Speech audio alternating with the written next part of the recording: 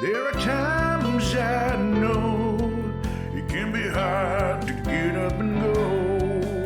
You can always count on those beside you. When you're far from home, it can be hard to go alone. Bring a friend. Oh, bring a friend. When you're on that road, you can share your heavy load. Every day can be a new adventure. When you're far from home, it can be scary to go alone. Bring a friend. Oh, bring a friend. League of Ultimate Question.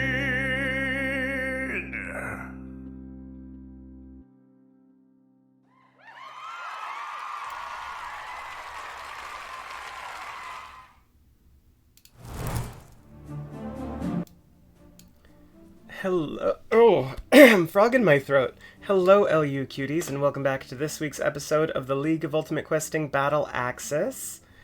Yep, just making sure my audio was reading. I realized my bar wasn't on the screen.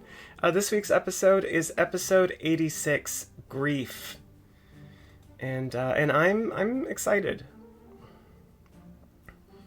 Y'all are very lucky because we had to wait I think over a month in between these episodes, but it also gave us a lot of time to kind of figure out what was going to happen anyway, so we needed it. But yeah, because the events of last episode were not planned. Good grief. Yeah, if this is anybody's first time, especially if we have some viewers that are not in chat, because I recognize everyone in chat, I usually kill time for the first 5 minutes of the stream, just give everyone a chance to see our notifications and tune in, and then at the 5 after mark, I start the episode, and then stick around, because afterwards I do Q&A. And yeah, or just talk about whatever we want to talk about. Yeah, so speaking to that really quick, so the everything that happened in last week's episode was stuff that Zach knew were distinct possibilities, but Zach didn't plan for any of them specifically. Like, that episode could have ended a number of different ways. Like for example, Dreadful chose not to hit Iavos at all and focused on Gaspar and Wusha. If I had focused entirely on Iavos, we'd have a different story right now. And so it gave us some time just to kind of have those conversations and be like, what does the next arc look like, or the start of it?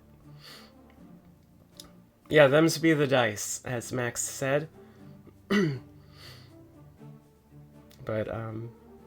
But yeah. And I think this one's really cool. I like this one a lot. Do I have anything else fun and interesting to say? How's everyone's Monday going? Mine's pretty chill. This is like the one day this week where I didn't have a ton to do, but I also slept really poorly, so I was kind of lethargic for the first half of the day. Finally got a good nap in, because I've been having trouble sleeping the past few days, and then I felt pretty good. Got a little bit of work done.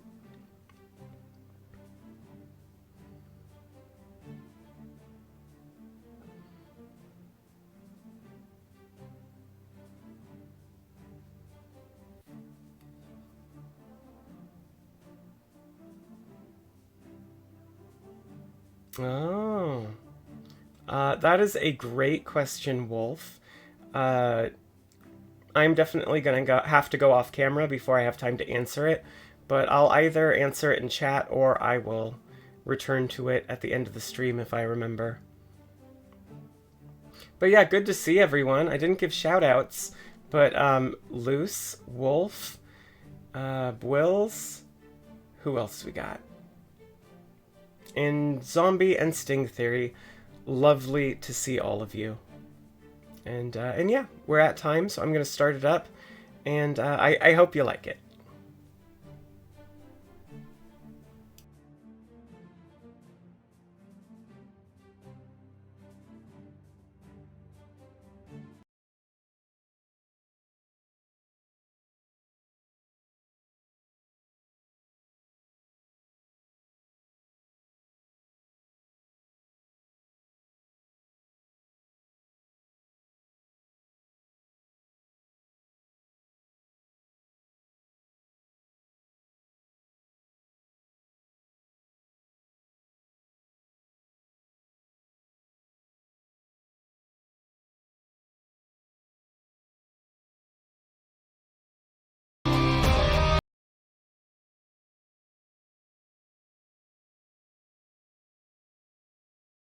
Sorry, y'all. I messed one thing up, and it's gonna start over in 1 second.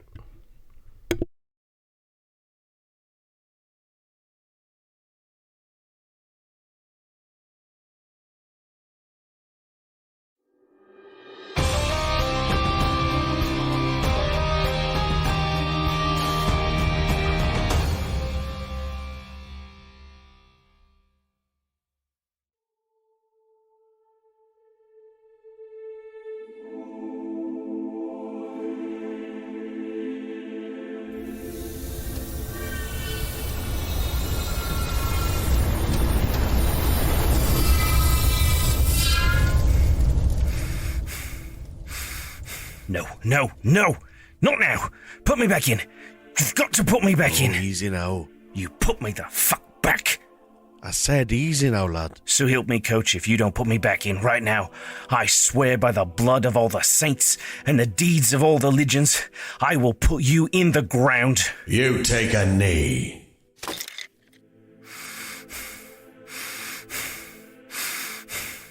There's a good lad. Play's done. Crown safe. Your own boy out. No cause for blood oaths. Why? Now. Couldn't you have just waited a couple more rounds? Now you know that's not how this works, me old son. When you get the hole, you come. People are dying back there. They need me. No anymore.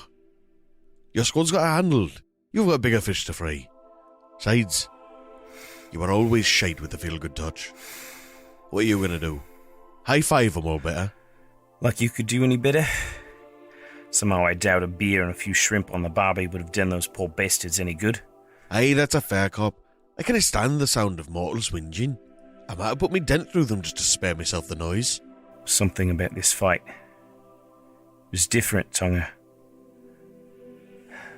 I could feel when they died. Well, yeah, you're supposed to feel the kill, son. That's how you know you done it right. No, not the enemy. The people. I could feel them dying. I felt their souls. I felt their souls disappear.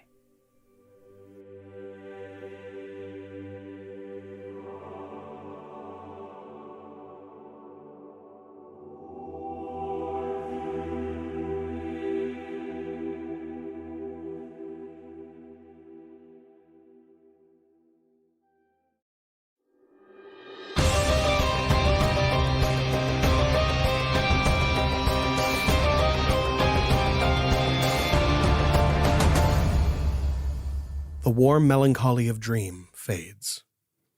In its place, the infinite bliss of a stolen heaven. No tears dry in the crags on your face. No lump rises in your throat. The gnarled face of an ancient field hand cracks into a bitter smile as you rise for another day in paradise unearned. It takes a moment to notice some of the changes that have happened in Iavos, but there's been a transformation. The gray of his skin seems slightly more vibrant, as though a hint of life resides behind it. He has a spark of youthfulness to him, though the deep lines in his face remain. And as he adjusts his morning clothes, you can see a hint of a round belly forming on a once frail frame. He bends lightly, stretching to touch his toes, arching his back, working out some cracks and knots, and then goes to the kitchen to make some tea. Gone are the Spartan trappings of a man whose long centuries were without art or luxury. After all, it was not those tired hands that plucked these flowers from the earth to grow on the sun-dappled windowsill. Yours was not the arrow or the blade that hunted the stag whose head gazes down in serene death from above the fire. You did not yearn for the gnarled walnut burl of the furniture nor its shining brass appointments. And yet, the heart that burned for these things touches each of them. They are blessed, and Iavos Isidora has never been one to scorn a blessing.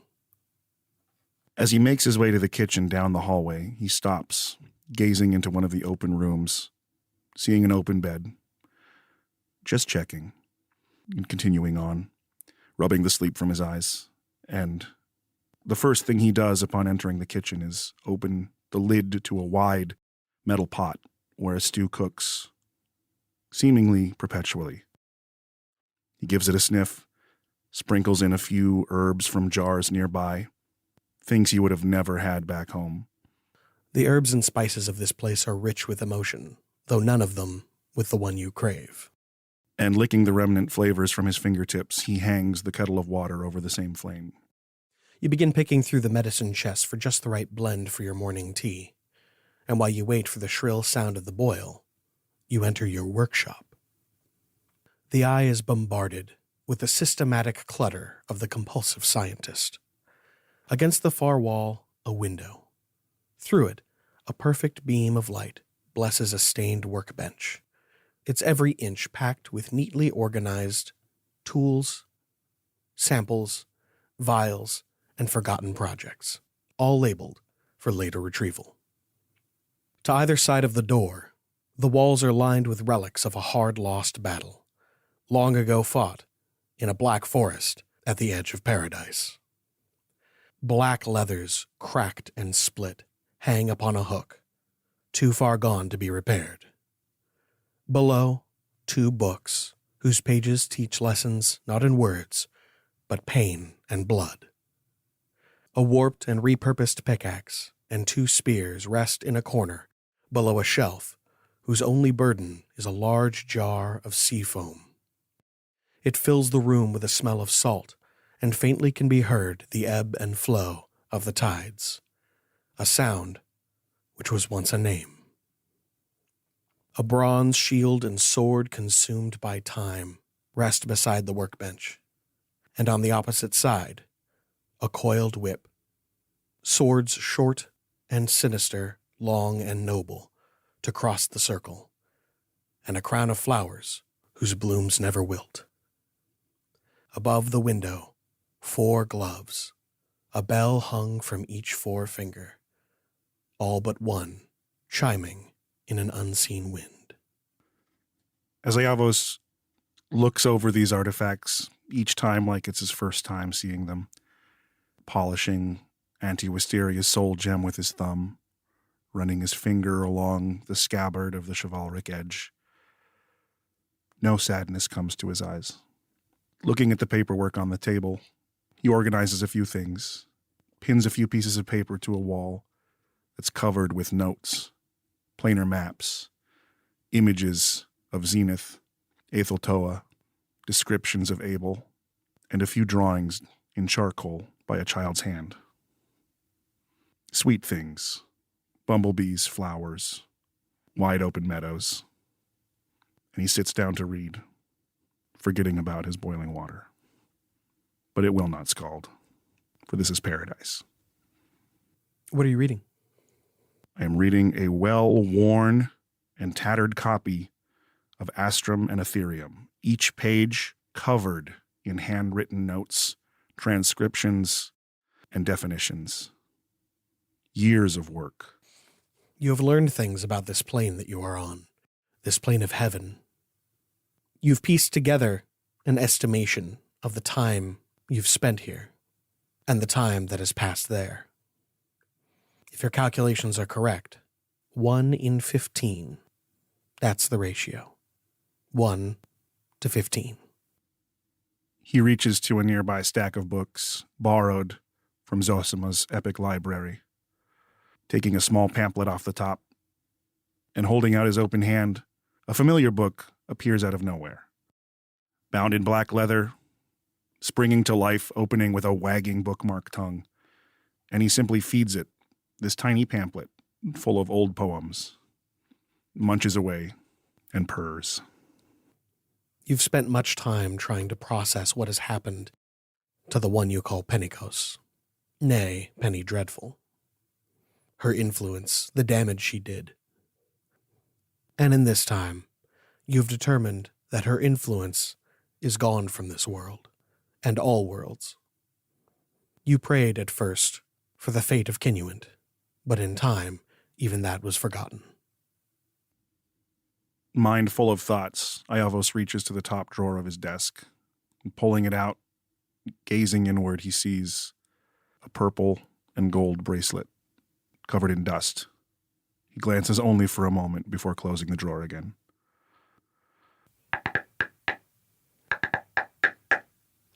The knocks ring throughout the house, as though carried on magic winds.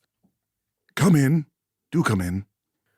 The girl, the woman, the goddess in the doorway, the only reason your life did not end on that battlefield.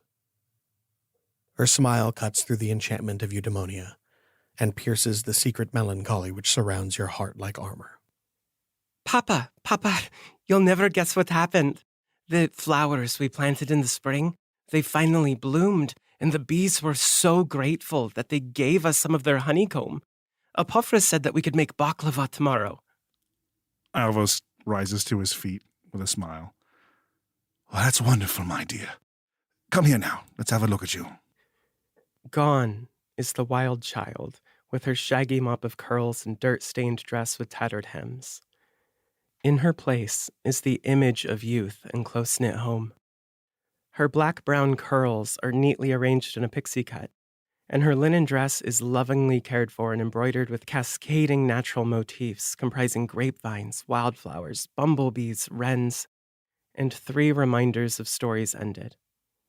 A forget-me-not at her throat, a small red crab covering her heart, and a skull with flowers in its eyes on her sleeve. Finally, draped over her shoulder and belted at her waist is a familiar rough-spun tan blanket with depictions of forest animals to keep her warm in both body and spirit. Iavos wraps his arms around Penelope in a hug, then looks her square in the face, bending down a little to see her straight in the eyes, and doting, fidgets with her hair, pulling out some leaves and brambles, which evolves into simply holding her by the cheeks and smiling into her face. It looks like your velvet's coming in. You'll be shedding soon. I hope you're ready, says, carefully petting your horns. Don't worry, I've done it lots of times now. How was your day, Papa? You didn't stay inside all day, did you? You should walk Opus in the library. He'd like that. Opus is just finishing his breakfast. I've only just arisen, making some tea, doing a little reading. You know how I lose track of time when I get to my books. Can I help you with anything? I can mind the stew if you'd like. I'm getting pretty good at it. That you are. You could help me finish this pot of tea. That sounds lovely. And perhaps we have some of those cinnamon rolls Apophis left us. Wouldn't that be a nice breakfast? Oh, I thought we ate them all. I squirreled a few away. You always think ahead, don't you? As often as I can. The other direction is, less favorable. You break your fast over tea and pastries. The sun seems to rise lazily, but time is running short. Best not wait till nightfall. Are you meeting the other young ones for some bocce ball tonight, dear? I think I'm too tired today to play bocce ball. Plus, I finally healed from the last time I played it. I was thinking I might stay in tonight, write some poetry. Would you like to join me? I'd love to read you some. I'd love to join you, and I would love to read it when you're done, but I have an errand to run, a short trip. But I'll be back very soon. Oh, where are you going? Maybe I can accompany you. Perhaps in time, but this is a matter for me. I hope you'll trust me in this. Of course, Papa. Safe travels. Thank you, my dear. He gives you a little smooch right in the center of the forehead. She hugs you tight, rubbing her face into your chest. Iavos dons his old cloak, and unbeknownst to Penelope is wearing a suit of skin-tight leather armor under his robes, buckles a few things to his belt, grabs a walking stick, a large quill pen, and sets out on the road. You exit the cottage into the village proper. It is every bit as beautiful as the first day you saw it, though with none of the anxiety and terror that came with that day. For the Darkwood no longer holds sway over this world, and it is paradise once again.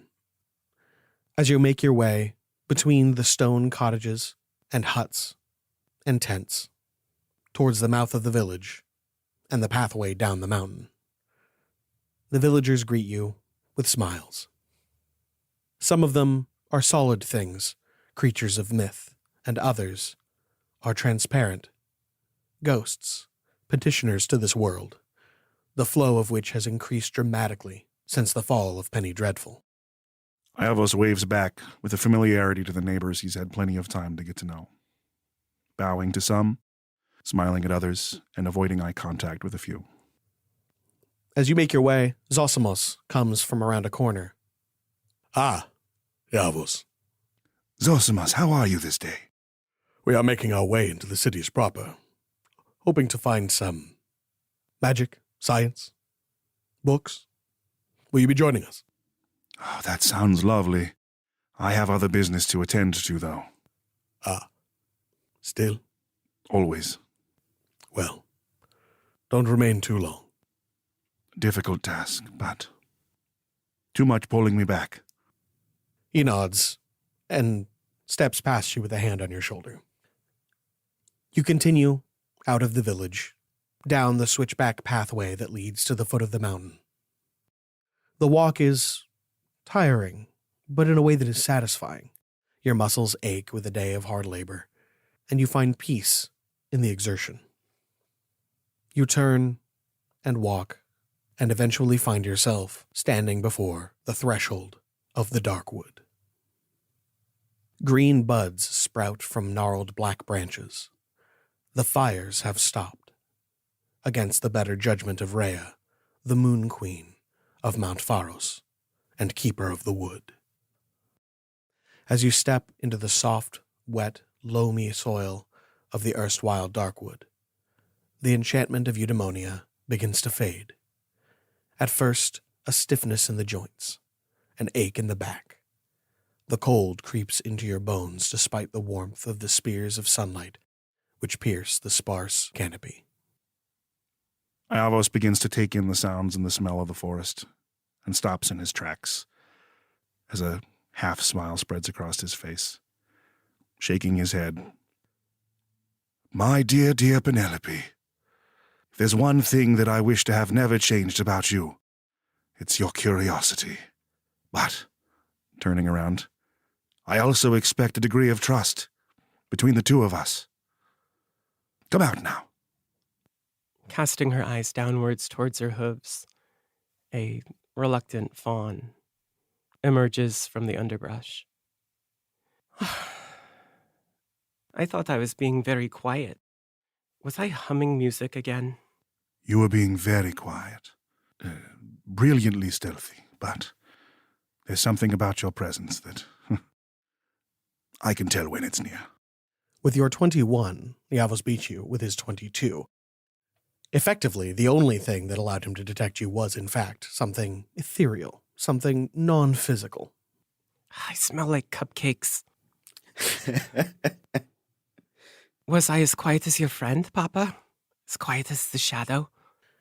Here, away from the protection of this haven, the thought of him stings. Iavos bites his lip, fighting back some emotion. Oh, I'm sure he would have been very proud of your skill. Yes, but this is not a place for you yet. Now you know, I do not want to keep any secrets from you, my dear, but this is about your safety. Oh, do I really have to go back, Papa? You're the one that always says curiosity is what keeps the spirit young. Yes, but I've also taught you that we must think about our actions carefully to make sure that others don't get hurt by our choices. This is very important, and this is a very dangerous place. I'm just a human, remember that. You're very special, and as I've told you time and time again, everything about your past I will reveal to you. We keep no secrets, but there's a time and a place for everything. This is mine, and it's very important. You don't have to go home, but perhaps back to the village or to the fields. Not here. I just want to make sure you're safe. I'll wait here at the forest edge. I'll pick wildflowers.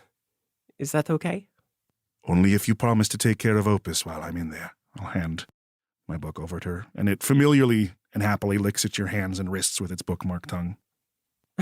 Of course. I love spending time with Opus. Come on. I've written some new poetry. You continue on.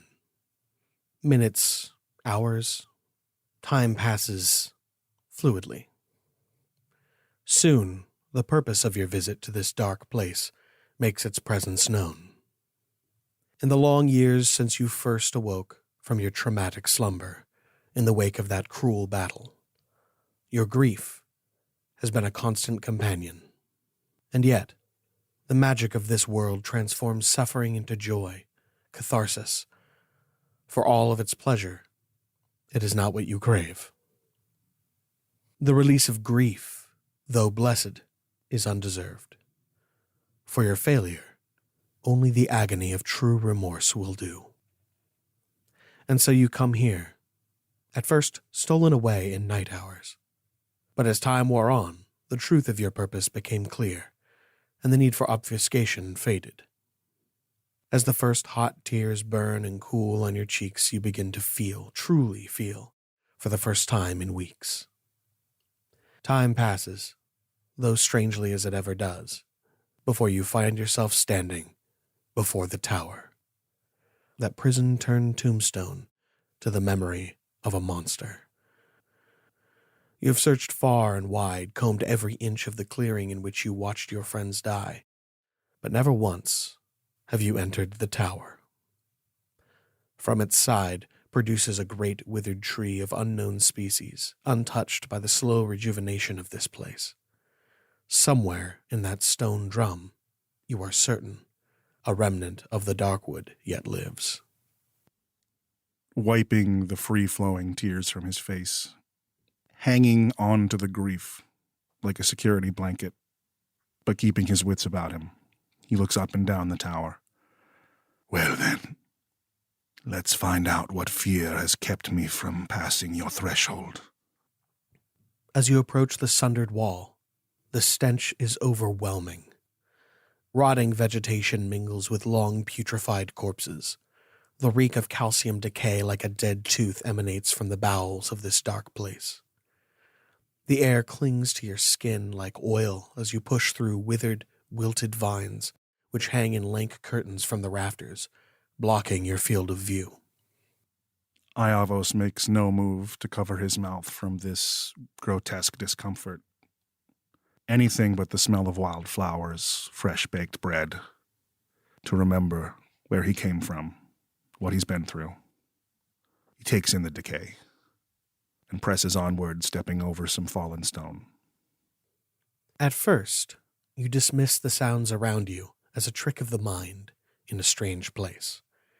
But soon the clatter and drag of bodies crowds out all sound and thought. When the first of them comes into the light, it is the eyes, more than any other horror, that grip your heart with fear. For they live and scream with the agony of a death that will never come, fresh and wet with tears, vibrant in color and suffering. Though the bodies that crawl across the ground are wasted and twisted with black vines and sharp thorns, the eyes are all too human. Roll for initiative.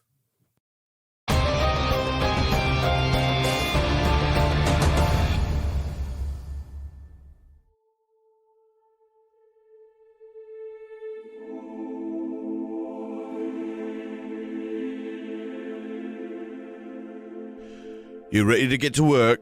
Yeah, I guess. Get your chin up. You're home. I love you, Coach, but Etheltoe has never been home to me. I getcha. With how your mum was, I can't blame you. But it's home now. At least for the time being. She needs you for something. Not sure what.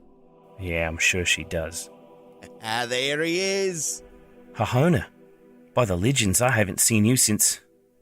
Well, since... Since you stabbed me in the neck for kissing on Marama. Gods, I was sweet on her. I mean, we all were. What's she up to now? Still breaking hearts and kicking ass? Nah. Whatever. Don't worry about her. What about you? Had you been following in your pup's shadow? Oh yeah. I'm a walking cliché. Doing good though. Team's rising up. Bit slow for my taste, but they're all getting better.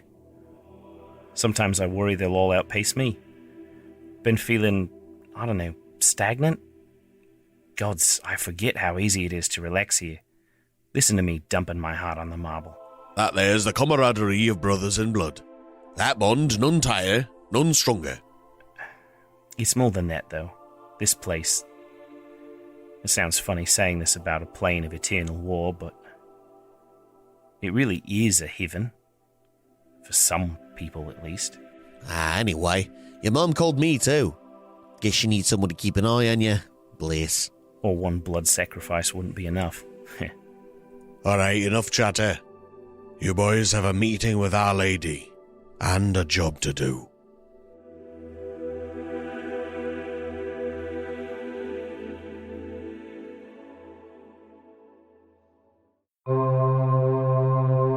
We're about to witness a planar phenomenon, a keyhole between worlds that only marketing can penetrate.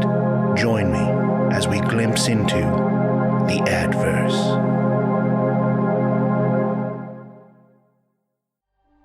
Join the Party is an actual play podcast that follows the adventures of DM Eric and the emphatic players Amanda, Brandon, Julia, and everyone they welcome to the table, from tabletop veterans to first-time players.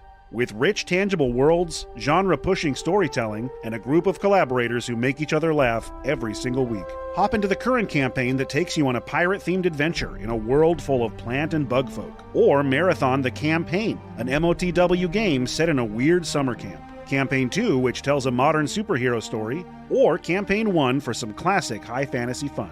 And don't miss out on After Party, a monthly release where they answer fan questions about the show and talk about how they play the game. So what are you waiting for? Join the party. You can find it wherever podcasts are available, or go to jointhepartypod.com.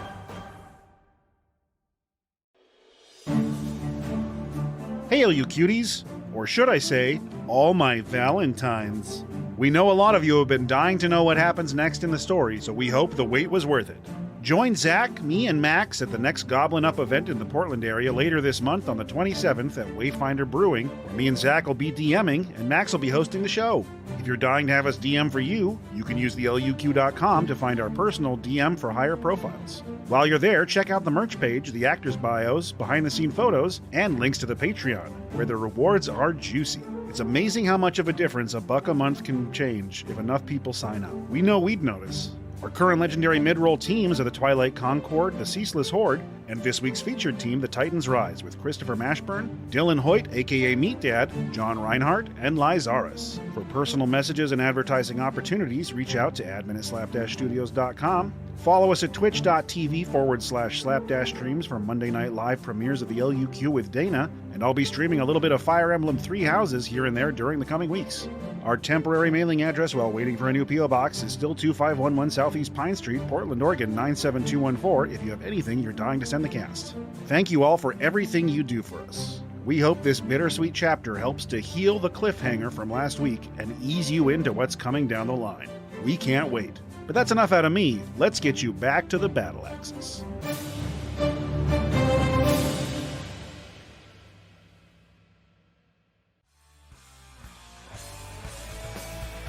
Welcome back to Drake Dynasty, where we take a look behind the scenes of a multi-million gold Drake hunting empire and the eccentric family that keeps it alive.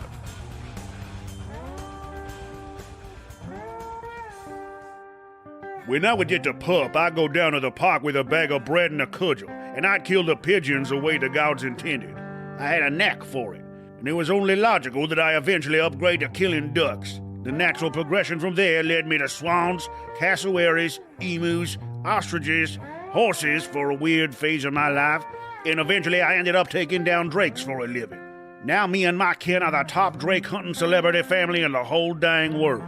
Our specialists have reported that the drake population in this region has plummeted to a dangerous low in recent years, which has caused irreversible damage to the ecosystem.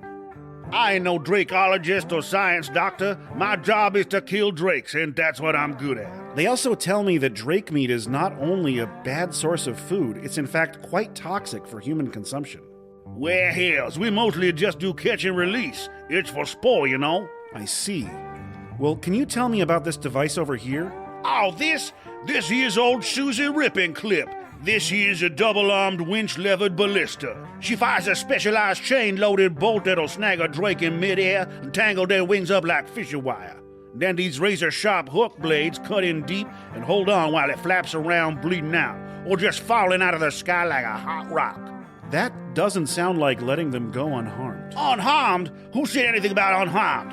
I just said catch and release. The rest is between the drakes and their crazy dragon god. Is there any practicality to harvesting drake parts at all?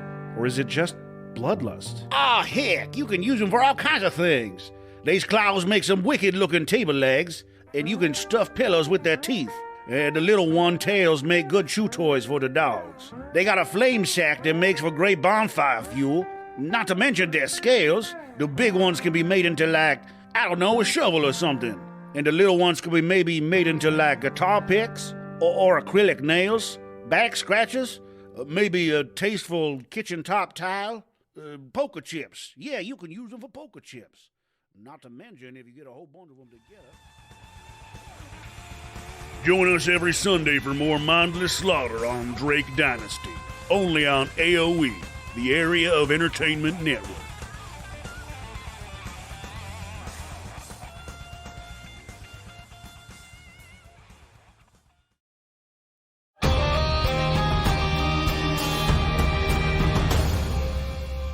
You do not hear a scream, no cries of pain. As you scrawl your poetry into opus, the ink transforms. Suddenly, you are seeing through Yavos's eyes, and all around him, the corpses of the dead. Papa. As you make your way toward him, with his face in your heart, you glide across the ground at speeds unimaginable, and for a moment, before you arrive, you feel a connection to this world, something greater than home. Iavos, you are living, spry, intelligent. You act first. For a moment, in reaction to this sense of danger that he hasn't felt in years, Iavos' hand goes to his back where an old rusted hilt used to be, but it's not there. And instead, he summons Opus to his hand, is confused at the image laid before him, but nonetheless channels a turn undead. Excellent. What is the DC? The DC is 16. One fails, another fails, one succeeds, the other succeeds. Very good. They must move away from me for 1 minute. If anything hurts them, then they can stop being turned. And having used his action to turn undead, he's going to use his remaining bonus action to cast Sanctuary on himself. Nice. I like that. How does that work? If a foe tries to attack me, they must first make a wisdom save in order to be able to target me as a foe. Forced pacifism. The nearest corpse on the left begins to crawl frantically away from you, terrified, as though prey away from the predator. But another crawls towards you. As it crawls towards you, a glint of gold shines through the muck and filth and tattered clothes of the corpse. It can't be.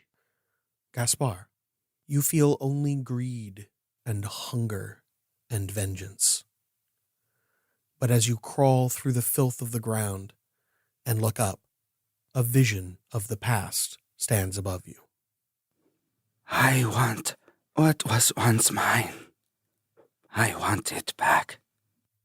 When it speaks, there are two voices, one of a rotting corpse and the other of an old friend. But the arm, and all this time, this can't be. How do I fix this? How do I fix this? Tell me. As this shadowy revenant is picking itself up from the floor, there are many other after images going in different directions. Some jumping up towards the wall, others rolling off to the side, some even just turning away from you. But the majority of the images dive straight towards you. A golden gauntlet reaches for your face. Can I do either an Arcana or Religion check to try to ascertain how this form came to be? Go ahead and give me that check. I have Opus in my hand, and once a day I get advantage on a knowledge check. I rolled 2 3s on 2 d20s. Whew! But that's a 16. In a state of panic, your mind scrambles for information, trying to piece together anything that could explain this. But you did not see how he died. You did not see his heart or his mind. You were not there when he struck her down. And so the only thing you see is a corpse filled with hate. Please make a wisdom save to attack me. Ooh, oh yes, sanctuary. 16. That's the DC. Go ahead and roll to attack. If you would like, you can use strength drain here. Oh, I see. Yeah, no, it's good. It's good. All right. As the gauntlet breaks through the boundary of your sanctuary, desperation is the fuel behind it. But before it makes contact, the fist closes and launches itself backwards, the shadowy figure pulling it away from you. I rolled a natural 1 for my attack roll.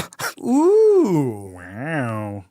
You have to roll real bad to miss Iavos, and you did it. I did it. What little power remains in the arm is barely enough to hold it aloft. It must be paid for its services. That brings us to one of the dead. One of the revenants crawls to a kneeling position and lunges at you, and as it does, a black tendril of energy reaches out. Please make a wisdom save to attack me. Natural fucking 1. Oh, I was thought you were going to go the other way. You juked me on that one.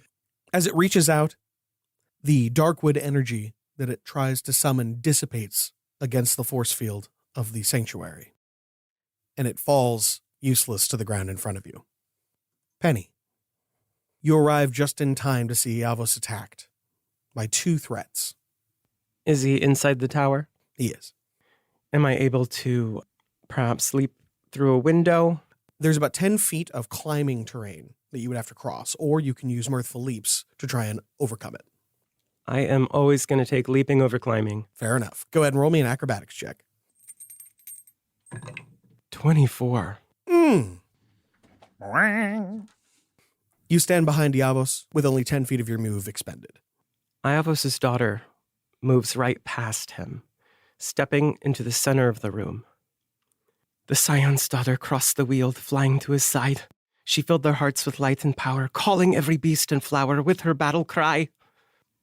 Iavos, you receive a 1d6 bardic inspiration. I like that. Drop the bleat. And with her standard action, Penelope casts a spell. The entirety of the chamber is bathed in light, and specks of dust and wisps that float through it form impressions of another place, of the golden valley below their home.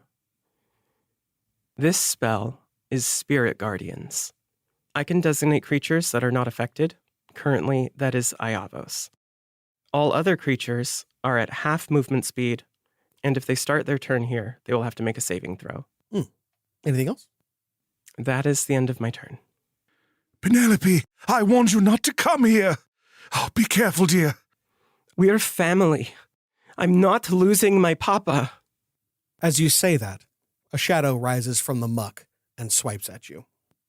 It will make a wisdom saving throw to resist your guardians, and it gets a 18. That's so good. That's a success, which means it takes half damage. Okay. It takes 6 radiant damage. It is vulnerable to radiant damage. Does a 16 hit? Yes, wearing only a dress and no armor, a 16 does hit. Marvelous. You're going to be taking 2d6 plus 2 necrotic damage for a total of 11. Very good. Excellent roll. And, in addition, you'll be losing 1d4 strength. It rolled a 4. As the darkwood tendrils stab into your eyes, mouth, and nostrils, you can feel the strength pouring out of you and into the creature. Its muscles begin to rejuvenate, its skin begins to knit back together, and it stands aloft. And as the strength pours into it, it also heals the damage done to it by your guardian. Oh. Oof. In addition to that, Penelope just failed her concentration roll. And as she succumbs to this creature, the entire magical landscape that she summoned dissipates. And that brings us back to Yavos. I knew you weren't ready yet. Here, freed from the emotional prison of paradise, he is flooded with rage. And Iavos looks upward at the loose debris from the ceiling, spying a particularly large loose stone.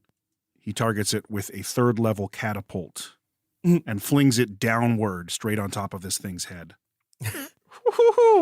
I love it. What's the DC? Dex save of 16. It rolled a 17 plus 2. Oh, that's beans. Newly invigorated with life, it is so much more agile than you expected. It dodges clear of the boulder and turns to you. That's right. I'm your target now. Would you like to do anything else? Iavo simply tries to impose himself between this thing and his dear daughter, Penelope. Excellent. And that makes it number 4's turn, who, now having moved through a door at the back of the room, has gone down what appears to be some kind of staircase. A basement. And that makes it Gaspar's turn. I would like you to roll me a wisdom save to piece together what memories you can. 13. You recognize his face. His name comes to mind. The last thing you remember was his betrayal. Isadora. You have wronged us. We are owed vengeance. We will have it. This time, it is a shadowy hand that reaches for your throat. So that is a 17 to hit. 17 does hit. He's going to be dealing 2d6 plus 2 necrotic damage. But don't. That's going to be 7. And then on top of that, 4 strength damage. Can you not roll 4s on Rolling every d4, please? You, Pretty please. Gaspar, gain 4 strength. Nice. What's my strength right now? That would be 12 now. 12 now. Okay. Them gains. The gains.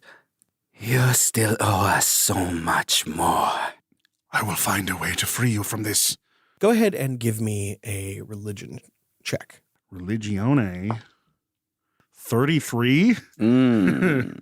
Arcana doesn't seem to apply here. This is a place of divinity, and whatever magic binds these souls and bodies together, it comes from something greater than you. You know that this is a possessed corpse. The body means nothing. You can harm it. And I have some experience on my resume of being a spirit. So this is new domain. Yes, of course, the answer wasn't in literature. It's in our hearts. And as a reaction to being struck by his shadowy claw, I'm going to use a hellish rebuke from the hearthstone around my neck, and I'm going to transmute it with an arcane secret into radiant damage. Ooh. Dexterity saving throw, right? Dexterity saving throw. Oh, yeah. That is a 19. That makes it, but this is not an all or nothing spell. And I'm going to dump another 3rd level spell slot. Fair enough. I will set you free. Not bad, not bad. 12 damage. I would like to use evasion to take none of that. Unfortunately, as the threat approaches, you know you're supposed to do something. There's an instinct there, something greater than you, something tied intrinsically to your being. But your memories are flawed and broken. Your connection is tenuous to this world and this body. You do not have access to Gaspar's abilities, only that of this rotting corpse. Then if you are weak to it, the 12 damage, which is halved, would become 24. As your divine rebuke cuts through my shadowy body, all that is left is light. The after images now are a soft, brilliant glow. They still head in different directions, but the majority of it falls to the ground, crouched, as if trying to weep, palms reaching for a face that is not there, but 2 dull pink motes of light in the form of eyes change shape as if to produce tears, before being hidden by the opaqueness of this golden gauntlet. Tasty. That makes it. One of the fleeing corpses turns, and it continues down the stairs, bringing us to the one who attacked you earlier. What are they up to down there? It crawls towards Penny and attempts to attack her, with a critical failure, the second of the day for this one poor tragic beast. I said leave her alone.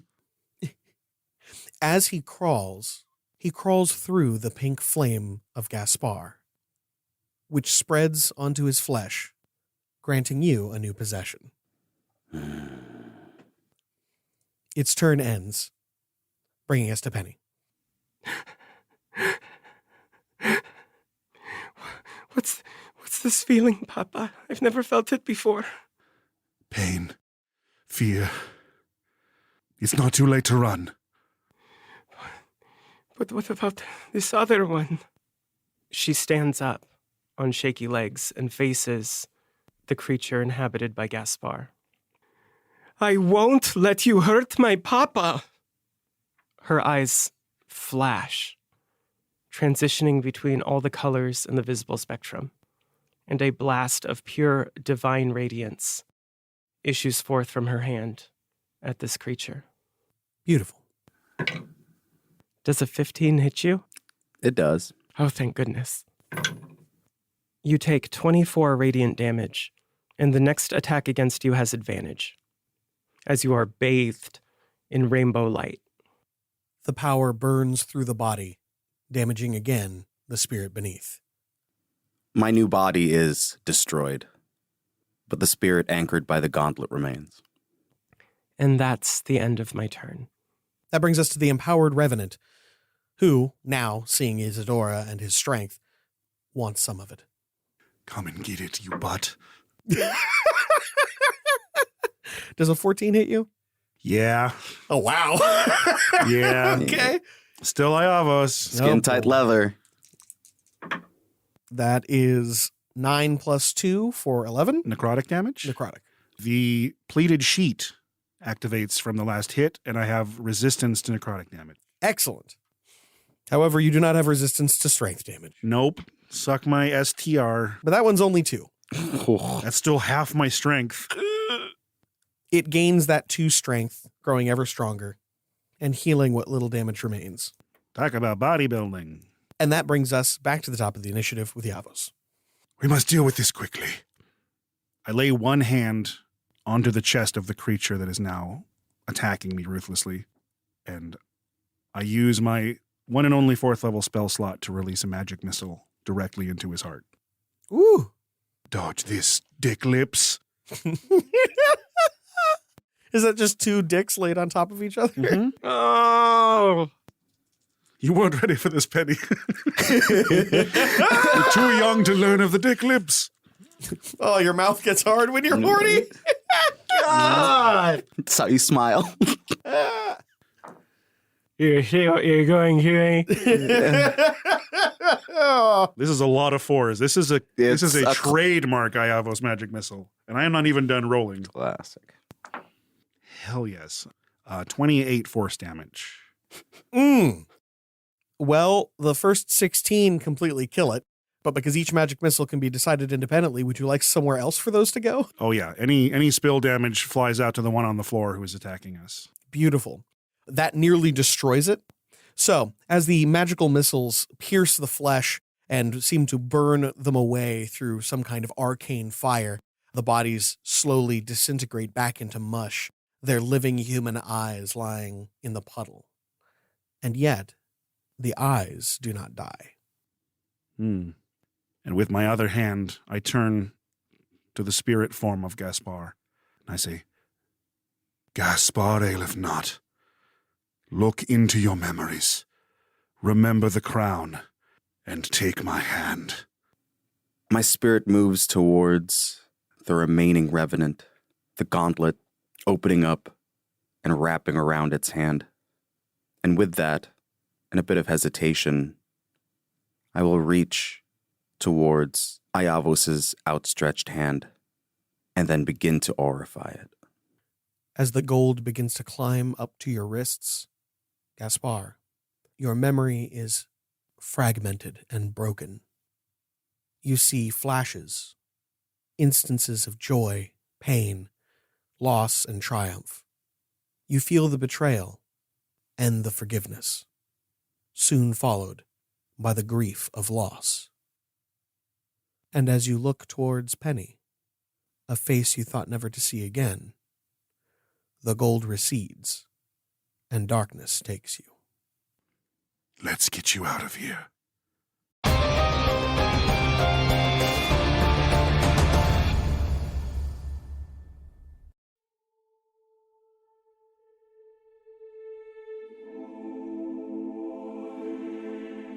Let's go over it again. Tonga, please.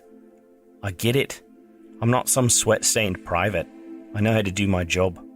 Nevertheless, let's go over it again. Okay, so right, here's the camp of the Undying. Just past, you find the trench. That goes on for eternity, in either direction, and the distance means nothing. So it's about knowing when you've gone far enough, and failing it. It's not as though I've never been deployed outside my plane of front, Tang. Would you just let me go through my process? Anyway, you'll take the trench until you come to the quiet front. You keep calling it that. I've never heard of the quiet front. Like I said, you'll know when you get there. Now this is important. Do not look above the trench for any reason. Right? Not a peek. You cannot find the quiet front unless you keep your eyes on the muck. Understood. Keep your head down. When you get to the quiet front, you go over the top. As sure as war hope it's a quiet front. Over the top without a platoon at your heels. That's suicide. Or worse, capture. Oh, don't worry, Hona. If we're captured, I'm much too valuable to torture. I'll be ransomed back in no time. Golly, wow, thanks. I feel so much better. Your sacrifice will be remembered. Only, not forever, 'cause I've got a shit memory and you're not that important. Enough chatter. In no man's land, you'll find a church. There's something there that needs killing. Something that's holding up the war effort. Okay, fine. Walk the trench with our eyes closed until we get to a place in the plane of eternal war where there is no war. Go up over the top, by our lonesomes, and look for a chapel in the middle of the killing field, which sounds like the hell of a name for a poem, by the way. Then kill the unnameable thing in the house of God. Can do. Only problem. Why us? Yeah, this is officers' work. A couple of grunts with battle squads for kit. That's not going to put a dent in some honcho that can call a ceasefire. That's just it, son. We've sent officers. We've sent angels and archons, avatars and elementals. Only thing is, for all the higher beings we've sent to that blasted place, not one of them has come back.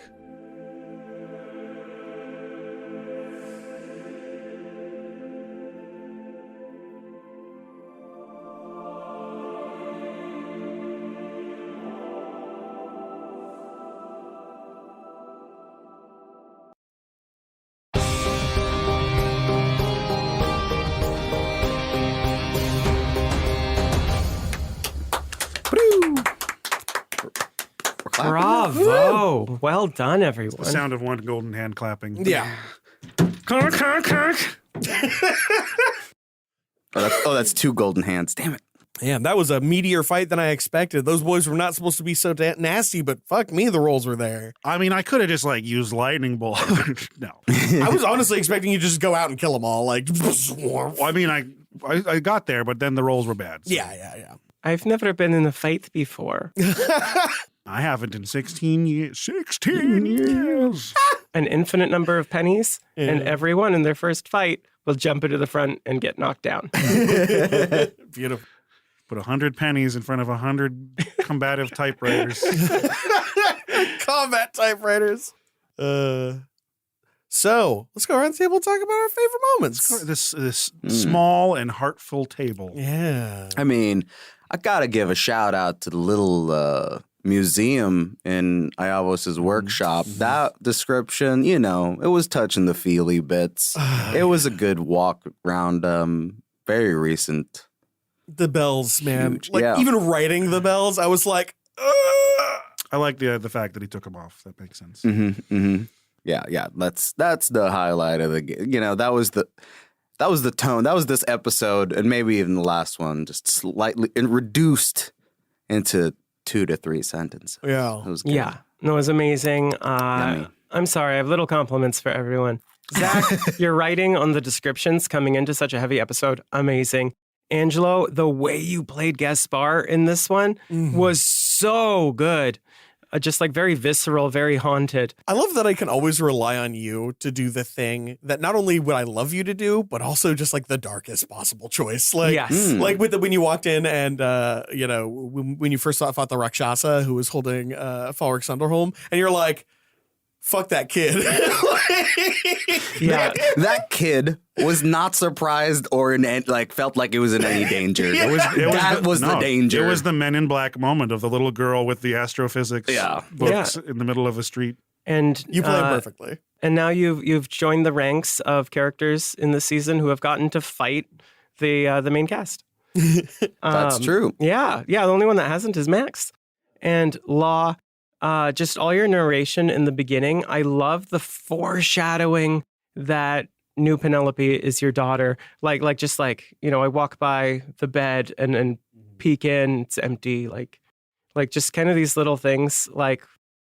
You would think that you did that kind of nostalgically, but no, you were seeing if your daughter had already left for the day. It also played perfectly into the fact that there were 4 bells and one of them didn't ring. And it was just like, which one didn't ring and why? Who's still here? Who didn't really die? Yeah, no, amazing. Love you all.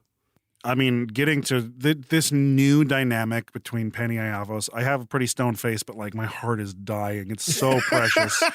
It's so cute and it's so wholesome and it's such a good part of the story. I'm really looking forward to this like paternal familiarity with this new Penny. It's going to be cute and epic and narratively rich. Very tasty. There are too many things that I loved about this, but ultimately I love how well all of you just perfectly did what just fits so beautifully into the story as it is. Like, I didn't need to give any suggestions or guidance, like other than a few like line tweaks, everything was perfect. And I could not be more happy with how this played out. But honestly, everybody's been great. Everybody's been beautiful. Sam has been editing these like a champ.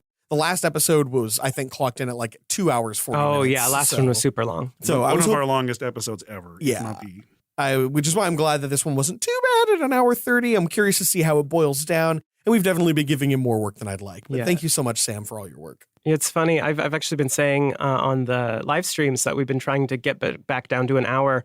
But like the last episode and then this episode were so important that we're just like, screw it. It takes what it takes.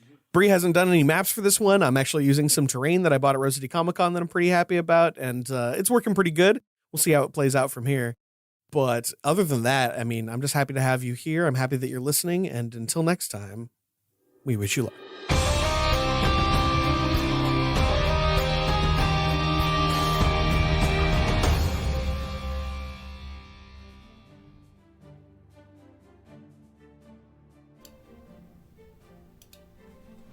Hey everyone, I am back. Did not expect the whole Dick Lips conversation to be kept in the main episode. I thought that would be an outtake. So that is a surprise. Yeah, I can see you have a lot of questions. I'm happy to, like, everything that happened between the last episode and this one gets explained in this chapter. So don't worry about that. I did clear up a couple of misconceptions earlier in the chat. And I know there are 4 bells total, like one for each of his companions. He doesn't have one for himself, so there's 3 that are ringing, 1 that's not. And the bells ring when people are in danger. And I don't know what's going on with Hal. I don't know what happened after the Darkwood, but keep in mind it did ring the entire time he was away on Etheltoa because he was constantly fighting. I have a loose strand of hair up here. It's gonna bother me.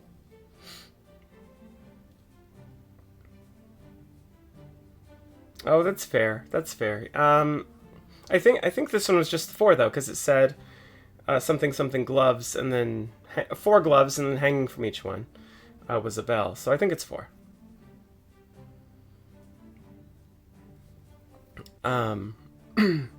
What was I going to say? Yeah, it actually, I didn't think I could say it because it wasn't in the episode, but I guess we said it in the outro.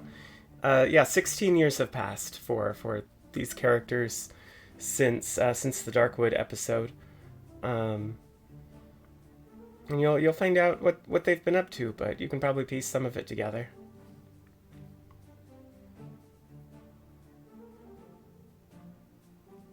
Penn's shield. Retro question. So, yeah, so Zillos's shield has, like grapevines and grapes and leaves on it. But really any kind of leafy motif, like ivy would be fine, but officially I believe it's grapevine.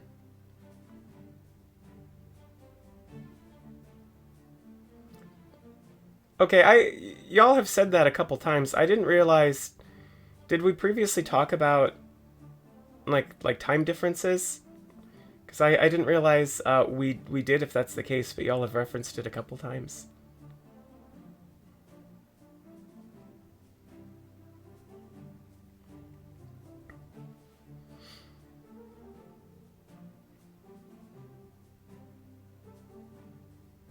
Oh, okay. Interesting. I must have missed that.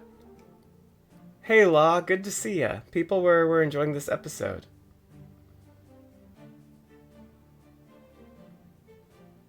Yeah, yeah, so there is, yeah, there is a bit of a thing. I'm not going to go into it, but here on Eudaimonia, it has been 16 years, as was said in the outro.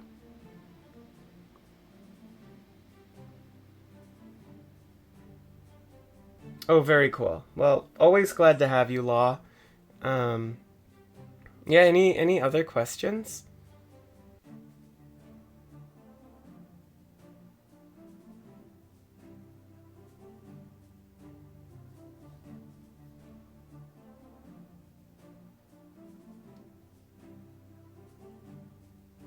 That's fair. That's fair. Good point, Reshpin.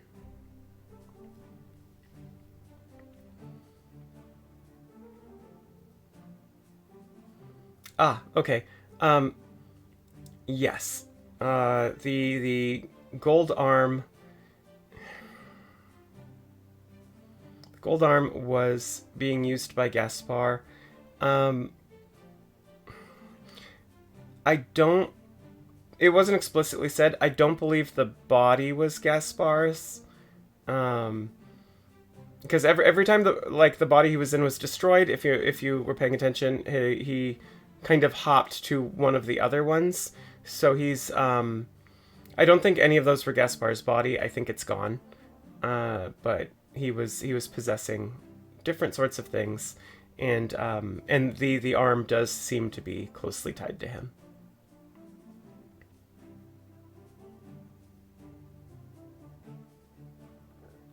Those are things I cannot answer. They will be cleared up. I think next week, but within this chapter.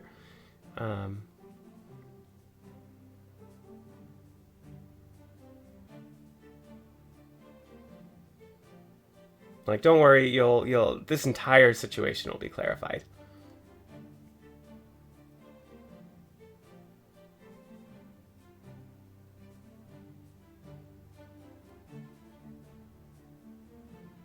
I hear you, Wolf. I hear you. Yeah, yeah, I keep thinking that too, Reshpin, like I've there's never been a good spot to slip it in, and I don't think I will at this point, but just like I just imagine like everything that you lost, and then like looking like eye level and then cake level.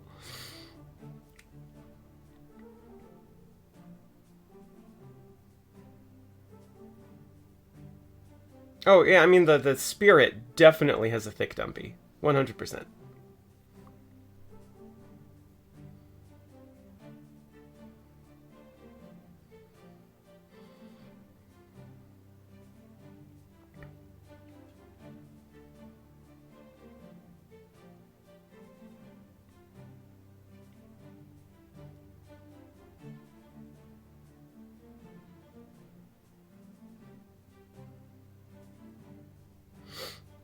Yeah, I'm glad you're excited, Sting Theory. There's a lot of fun stuff coming together, and after all of the emotions of the last chapter, this one, even though people were saying it's devastating, I hope it's devastating in a good way, because it's sad, but it's also very sweet. And then there's good stuff to look forward to for sure.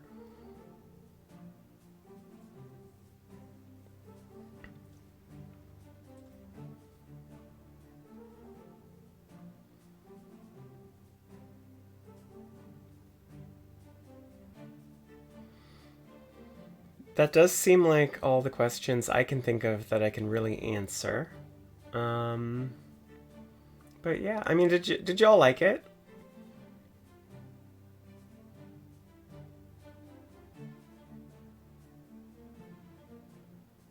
Uh, Iavos being detached. I'm not sure exactly what you mean by that, but if you just mean his kind of state of melancholy, uh, it's because Iavos is still grieving.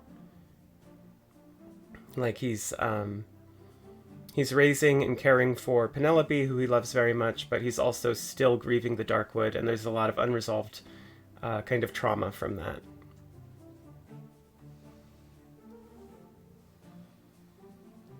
Oh, I'm glad y'all liked it, because I had a lot of fun, and like listening back to it, I really like our kind of improv banter in the first half, because it's very sweet. I need to do a better job of keeping that up, but everyone yeah.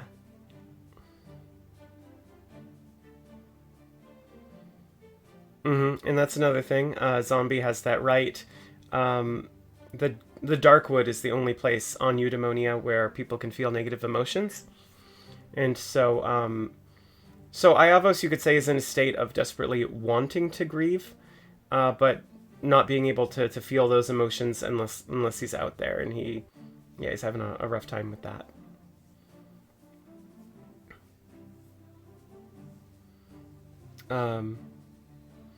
Is Penelope actually maturing? Yeah. If you remember the descriptions of like child's drawings, like he is raising Penelope. This is a new Penelope. This is not Echo or any other Penelope. I cannot elaborate on that, but yeah, and I mean she's growing up.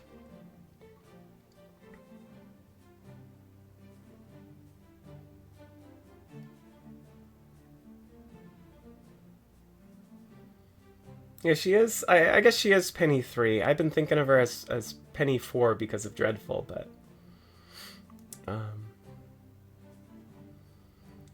yeah. Yeah, she is she's about 16. That's all I'll say about that, but she's about 16.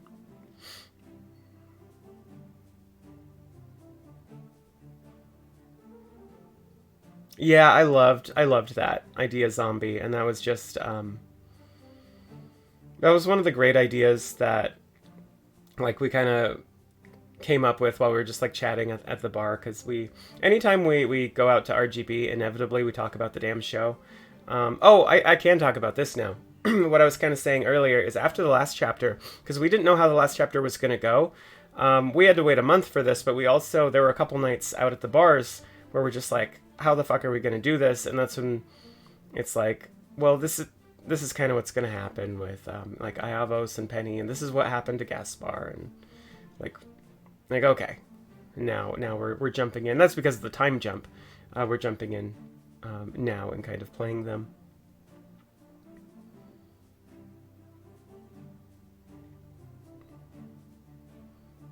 Yeah,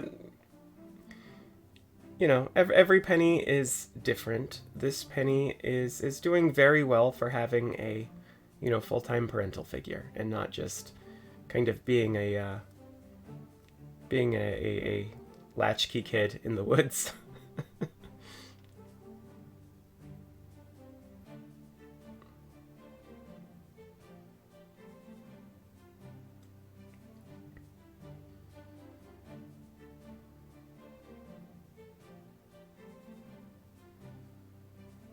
Yeah, yeah, transparently, this is the time where Max was on paternity leave.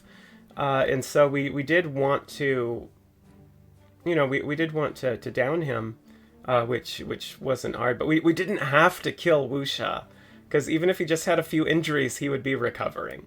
And so that was kind of wild.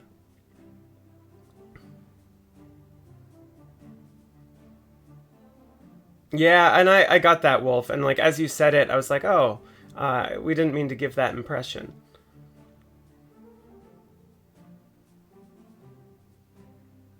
Yeah, so it was Penny Dreadful who was locked in the tower. She was bound there for a very long time, to like sealed inside, because she's such a threat to so many things and so many people. Um, yeah. Yeah, Angelo did great. Like, I loved the voice. I loved that he went into to RFI him. It's great. Um, no, this is a fresh Penny. Um, all she knows is that she's grown up on Eudaimonia with Iavos as her father. Um, he has told her bedtime stories about the Fallow Crown. She knows that these characters exist. She does not know them personally or have any other memories.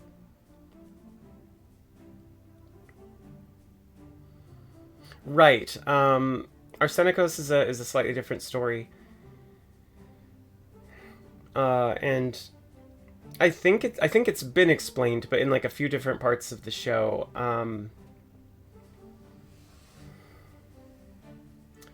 So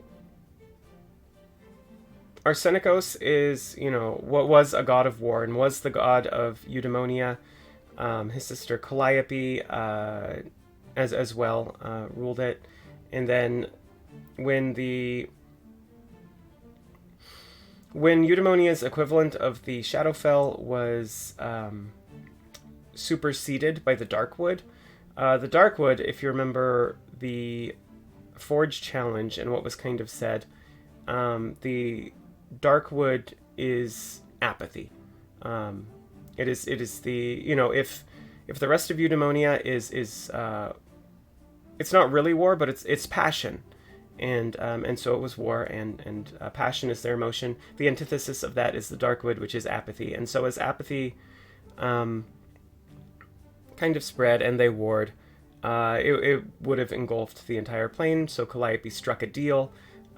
Breaking that deal was what bound her to the tree in the last chapter. And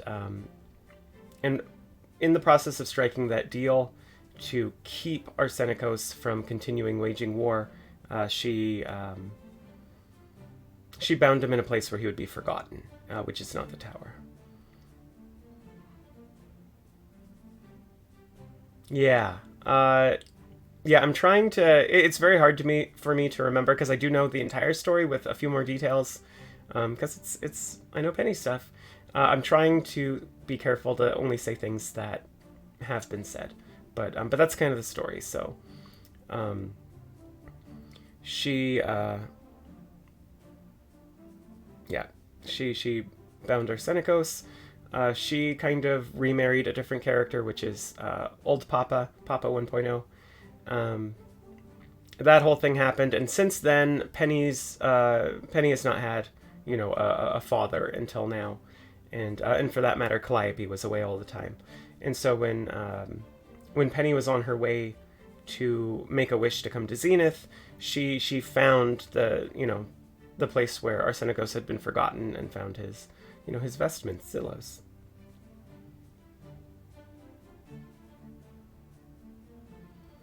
Yeah, there's a lot of stuff. Someone would have to write it all up. I'm not sure. I can't really answer questions about the website, or really, writing down the details of these stories. But it's a cool idea. We can definitely mention it. Oh, yeah, it's the only way to kill a god, is to forget them.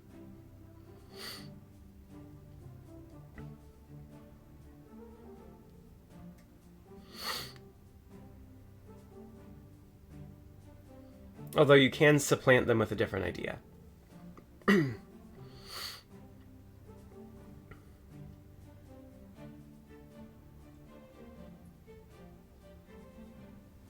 Yeah, that's fair. That's a good point, Zombie. Thank you for coming, Boils. Really appreciate it.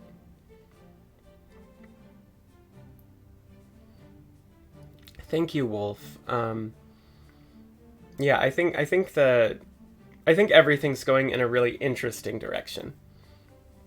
Like, I from, what we have recorded, what I played through, everything just feels really fresh and good. It's a good reinvigoration of everything that's happening. And yeah, I'm really glad that y'all enjoyed it. I will also call this the end of the stream, since it seems like y'all are leaving, but feel free to continue the conversation in spoilers. If you were to ask the exact same questions, Zach could elaborate much better than I can. Yeah, absolutely. Absolutely. Well, thank you all so much.